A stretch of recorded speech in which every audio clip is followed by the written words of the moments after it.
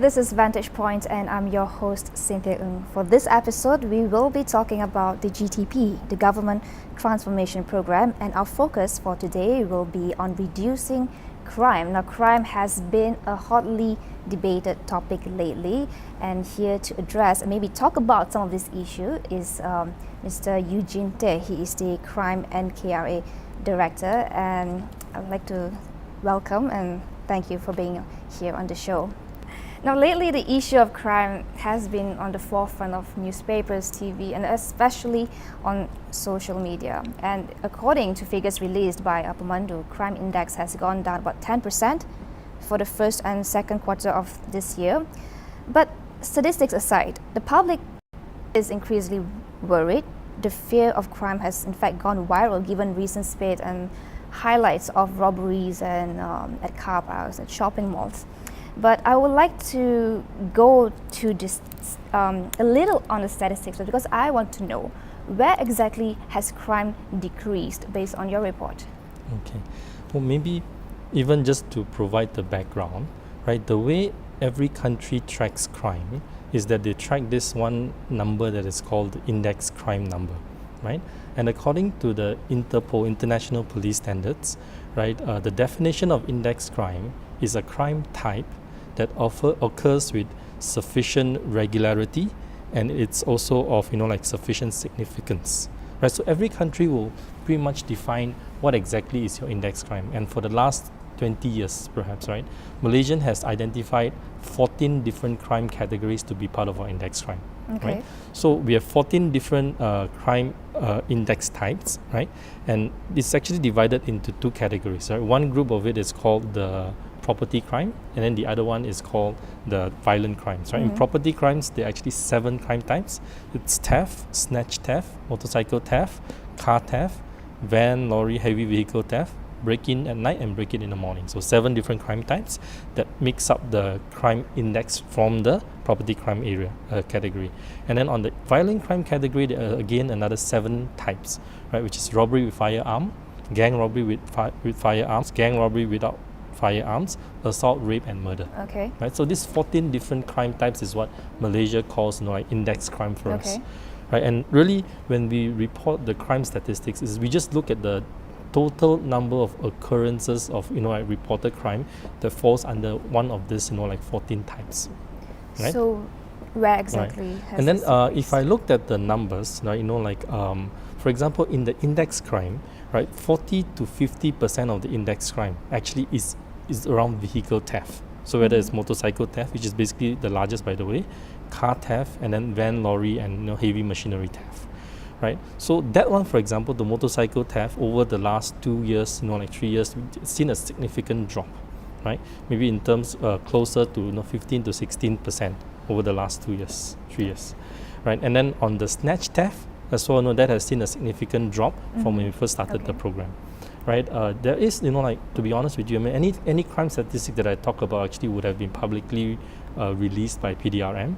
Right, so I'm not actually telling you anything new. Maybe I'm just giving you a little bit more analysis into this, right? But at the same time, we recognize that there is a recent increase in terms of a spate of more violent crime that people are very concerned it about. seems that robbers and criminals, they are more brazen. They are attacking people at places that we once used to consider as a safe place. For example, shopping malls is a confined territory. Maybe do you have any analysis to why is this happening? To be honest, I don't have a proven reason or theory why this is actually happening. Right. One thing that I've been hearing is potentially, you see more police on the streets. Right. If you see more police on the streets, the opportunity to commit a crime in the street is actually reduced, as a overall system. So then, the criminals has also evolved from that manner. So they are also looking for different areas where they can commit crime. So in this case, for example, like you just referred to, right, they may have moved into more, private spaces. So in this case, the car parks, right, maybe also we actually also seen, we're starting to get a bit worried about also the house break-in incidents, etc. Right. So that is a hypothesis that we are working working with at this point of time to see if that is true, right? And that's true also now. Actually, we are also making sure that we partner more aggressively with the car park operators, with the management of the shopping malls and shopping complexes, and also with residents in general, in order to help them. And we do see there is increased security measures taken by car park operators, like the installed panic buttons, for example. Correct. And this is just one of this smart partnership, perhaps I could say, forged between the private sector, the ordinary citizens. And maybe one thing positive we can take out of this increased crime is that people are taking more initiatives. They are more engaged to want to know about crime, and also how can they better safeguard themselves. Correct. In regards to that, I would like to maybe get your opinion on how can we move forward from there. Okay, right, we have all these crimes happening and we can do something about it, but we need more cooperation. Perhaps do you see there is a lacking of communication between the law enforcement agencies and the ordinary citizens? Because why I'm saying this is that there seems to be a lack of confidence from the public towards the police, especially on solving cases. What is your opinion on this? The police force themselves actually has recognized that there is this gap, right, in terms of the expectation of the public and the service level that is delivered by the force, and in fact have already started putting in place some initiatives or some programs to address this. Right. In fact, like last year in 2011, right, the police has launched this program that is called Frontline Improvement. So the objective is to target, or to work with all the anggota police in the balai police, in the in the police stations, so that when a person comes in and make a report, right, what do you have to do in order to be more, customer service oriented, more friendly, more approachable to the public, right? And in fact, we have gone ahead and put in this customer survey rating machines. So those machines that will allow a complainant is somebody who goes in to make a police report, right? After the entire process of making the police report, you can actually provide your satisfaction, into the machine. Are you satisfied with the services that has been rendered to you by the police officer? 4, you're very satisfied. 1, you're very unsatisfied, right? So, and what we do is we put those machines. Actually, we started out in all police stations in Selangor, right? The objective of which is to just, make a visible reminder both to the police and also to the public that now, we want the police also to up the game in terms of customer service. Right. So number one is basically trying to improve the skills or the capability of the police in frontline servicing. Right. On top of that, the second way to address this gap in terms of the demands from the public and also the services delivered by the police is to increase also communications. Right. In fact, just this year, right, the IGP has issued a directive, and now the police are basically implementing or executing this directive to ensure that there's much more regular interactions between police officers at all levels, right? So at Bukit Aman, headquarters level, at the state level, the CPO of the police, and at the district level, right? So much so that we want to have at least one daily press briefing on the the crime situations in the districts or states or at the national level by the police to the press. So now we are working on a kind of a daily media briefing, right? A combination. Actually, right now I think they're probably going to implement it as a weekly one first, and gradually move towards a daily briefing, right? In terms of the crime situations at each areas of jurisdiction by the respective people. So that's strengthening communication. All right, I have to take the discussion to the first commercial break, but we have talked about some of the short-term measures, increasing our police presence, improving their skills, and also communication to bridge that gap between police and the public. But when we get back, I would like to understand what are the longer-term plans, because we know the root of the cause of this problem.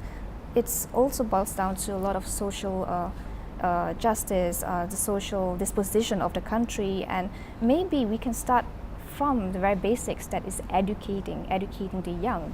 All right, we have to go for the first commercial break, but we will be back shortly, so stay with us.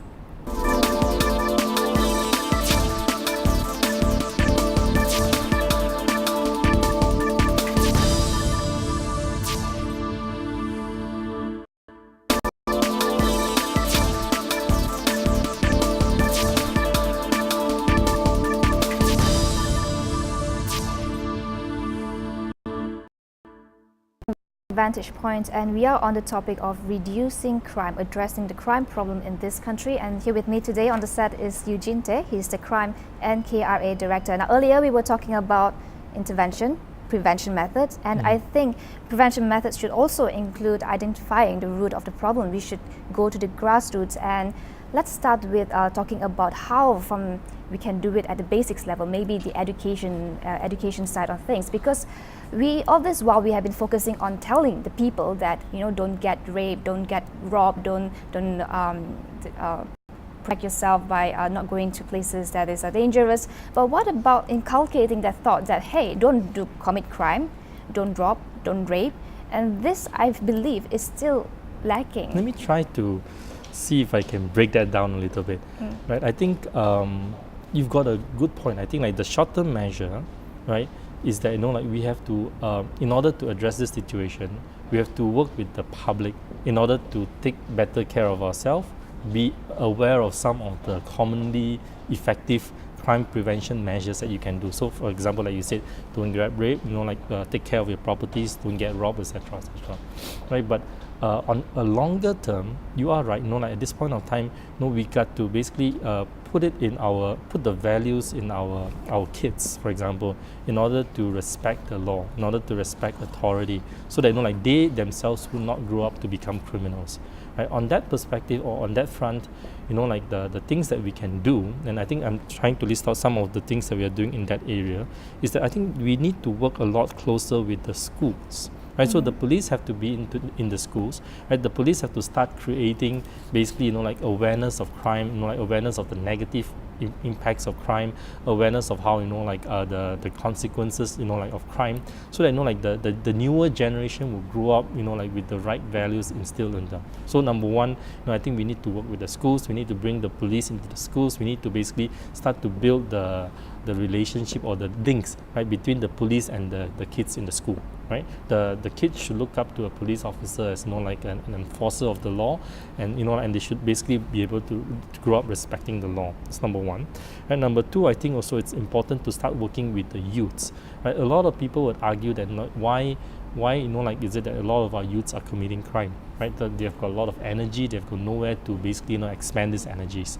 Right, so why not channel the energy of the youth, the enthusiasm, the passion of the youth, right, into number one, productive activities, whether it's sports, other community servicing, or even instead of committing crime, to let them be part of a crime prevention team. Right, so right now there is an initiative or a movement in order to try to rope in the youths, the volunteers among the youths, to also participate in crime prevention and crime awareness type campaigns, right? And to me, if I may, I think one thing that just now we were talking about some of the things that the police have to do, right, in order to change the game, right? The expectation of the public has changed, right? So the police have to step up the game. And I would say that in my perspective, I think the police is doing that, and doing that very, very aggressively. Right, but in terms of the public as well, me myself as a Malaysian, right, if I can talk about that, often me as a Malaysian, I tend to expect a lot more that the entire responsibility to take care of crime or to prevent crime falls slowly on the the shoulders of the police. Actually, I think that is not exactly a right thing if you think about it, because even if you look at more advanced countries, Hong Kong, Singapore, UK, US. Right? We see that one of the critical success factor in this entire fight against crime is to get the larger community involved. So the police is the first movers, but after that you need the larger community to be involved, right? Whether it's part of community policing, whether it's part of voluntarism, whether it's part of creating awareness against crime. In order to be involved in this initiative, to basically put in energy, resources, time, even money maybe, to prevent, or to prevent or to fight this crime situation, right? Some of the things that I think at this point of time, we have a lot of this, programs that I would like to encourage, people to start thinking of, maybe joining as well.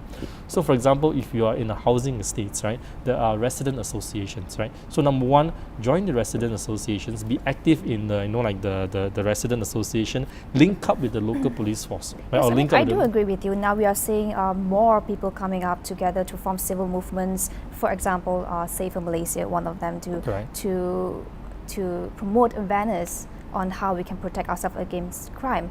But if I like to go maybe deeper than that, the social problem itself, are we focusing on families and children who are at risk that could maybe grow up becoming a problem in the society to commit crime?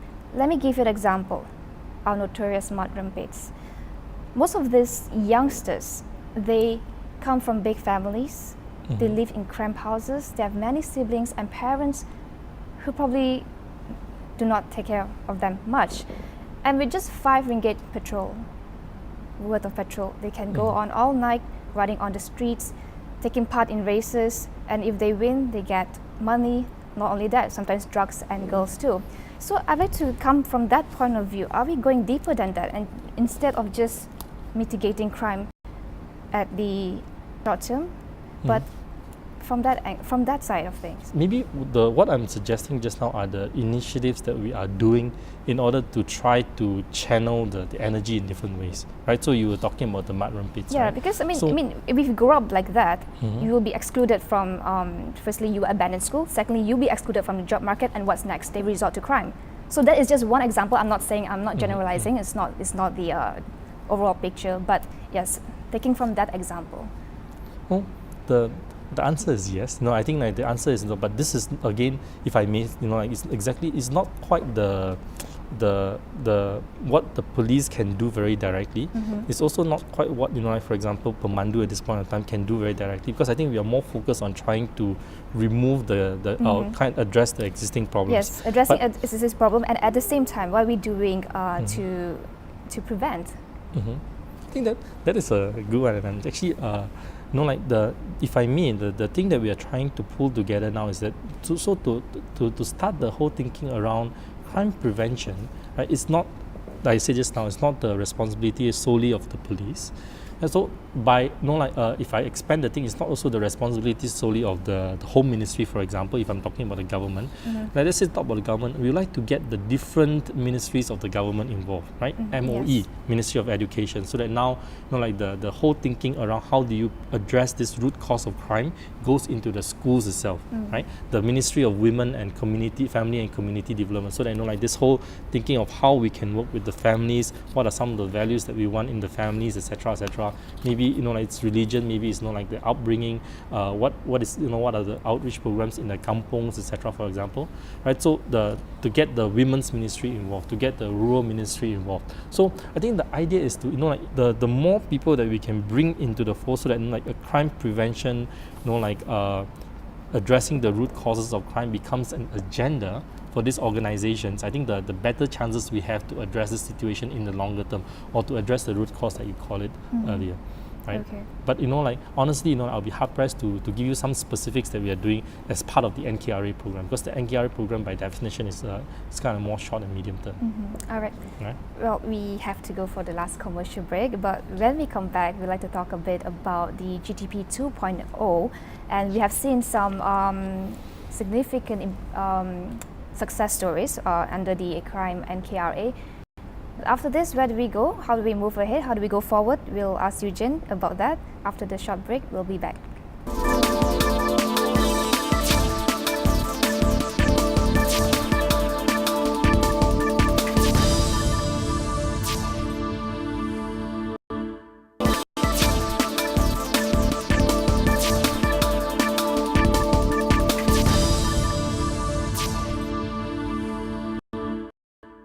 Still watching Vantage Point, and we are on the topic of crime prevention.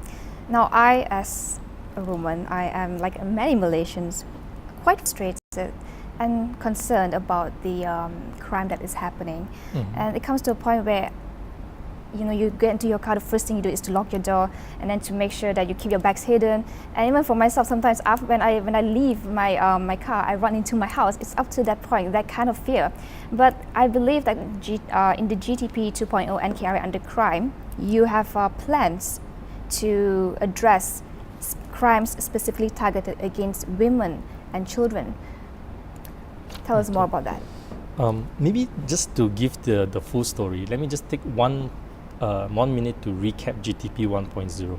Right, GTP 1.0, the last 3 years, this being the 3rd year, is to basically address the existing situations and try to extract quick wins. Right, so the things that we were doing would include basically and improving or basically increasing the police presence. This program that we call the omnipresence of police, putting more police officers into the streets where there's high crime density, putting more senior police officers so they there is interactions between the police and the public in the streets, and getting the volunteers involved, right? So moving into the what we call the second program, the community policing, not just volunteers, Rela, Jepang, but also the resident associations, the larger community, right?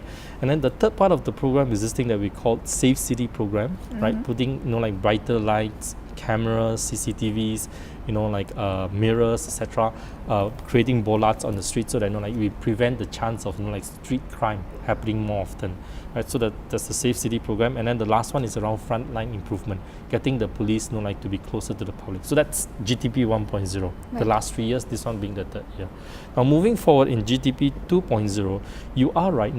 What we are finding is basically we have to up the game. We have to continue to evolve the initiatives, right? So while in GTP 1.0, yes, there is community policing. It's about engaging the community larger, but I think GTP 2.0, we want to engage also very specifically some target groups, right? Women being one of them, right? Children being one of them. Is it expats, because right? let's stop you there. Is it because crime against women and children are increasing, or?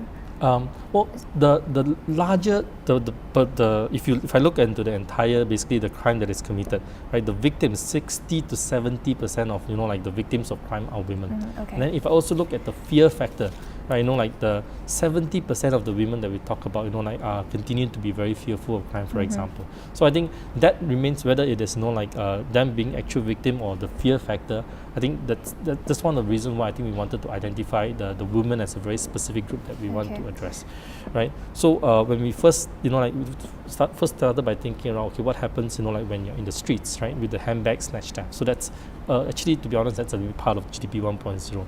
Now it moves a little bit into the parking lot, when you're in your car, and also when you're basically at home when you're driving home. So I think you will know that, for example, in the shopping complex, it's actually a private property, and by law, the proprietor of the private property, the owner of the shopping mall, actually is responsible for the security of the mall. So before all of this discussions, for example, actually there is nobody who's actually thinking of putting police into the car parks of shopping malls, for example, right? So at that time, yes, we started engaging the women group. For example, I think we spoke to Marina Mahati, Ivy Josiah, and a couple of the women representative from USM, etc. And we understood, yes, the parking lot is an important factor, right? What do we do in the parking lot? We increase basically the lights, right? Make it brighter. We put more CCTVs. We increase basically the number of security guards that are patrolling the parking lot, especially after hours, right? Provide escort services, especially again after hours.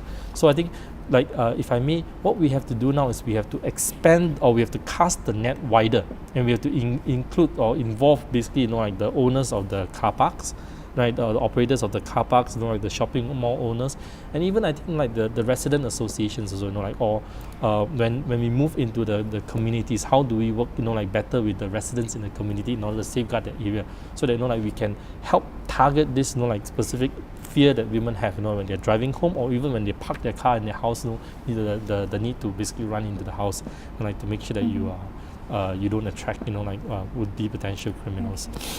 Tell us, what can we expect from the next version of the GTP in brief?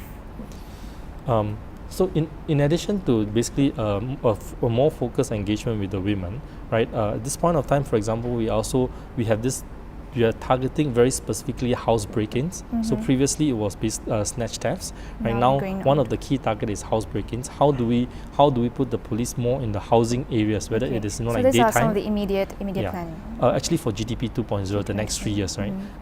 We also work on cleaning up what we call the black spots, right? Removing broken windows, removing abandoned houses where sometimes where drug addicts will basically be, and these are the places where some potential criminals will be.